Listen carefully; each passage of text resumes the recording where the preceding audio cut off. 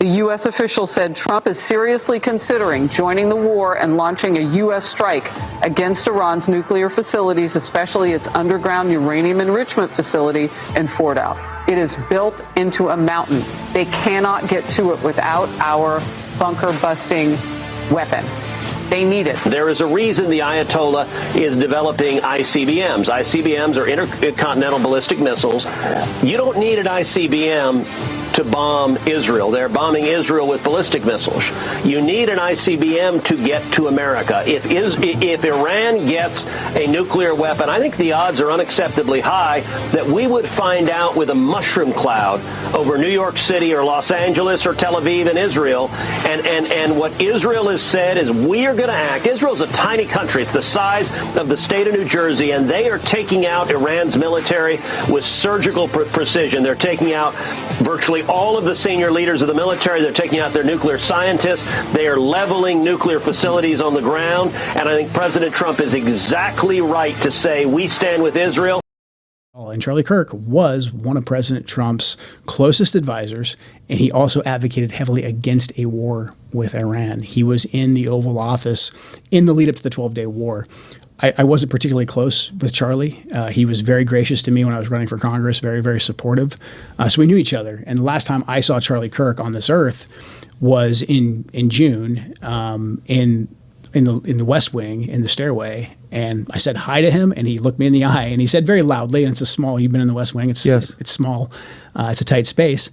And he said, "Joe, stop us from getting into a war with Iran." Very loudly. He was single-minded. And he walked off, and he went, I believe, into the Oval.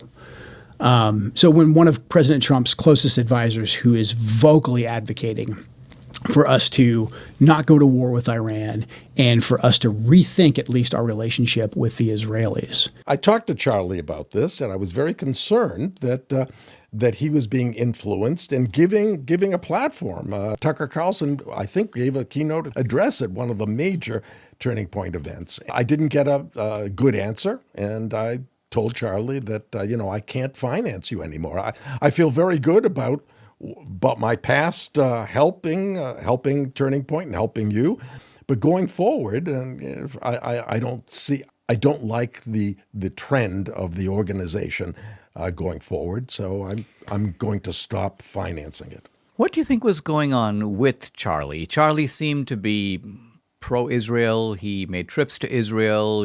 I've seen him pose with the Israeli flag. He's been at the wall. When he began to become a strong supporter of Israel, and by the way, that was partly motivated by a donor, Bernie Marcus, who, as I recall, Charlie told me, gave him a $10 million grant to start a group, a pro-Israel group within Turning Point. And I think what happened, he went to college campuses, and this was after October 7th, 2023, and there were a lot of questions by the students poking him about Israel. Why are you so, interested in Israel?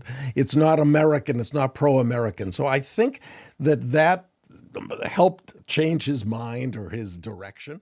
I'm a Christian man, and I'm just confused why that there's this notion that we might have owe Israel something, or that they're our greatest ally, or that we have to support this multi-hundred-billion-dollar foreign aid package to Israel to cover this, to quote Charlie Kirk, ethnic cleansing in Gaza. Yeah, so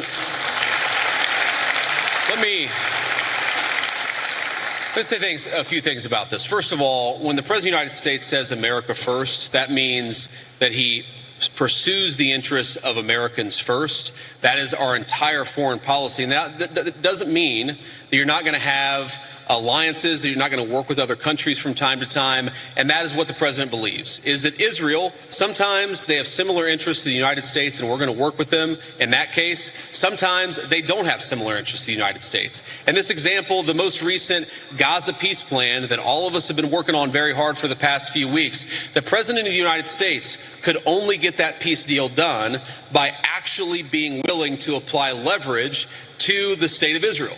So when people say that Israel is somehow manipulating or controlling the president of the United States, they're not controlling this president of the United States, which is one of the reasons why we'd be able to have some of the success that we've had in the Middle East. There was also an agreement that we need to cut off aid to Israel.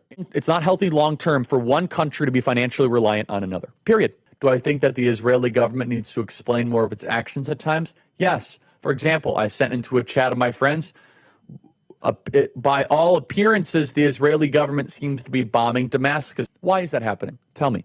What is the intel here? What is the truth?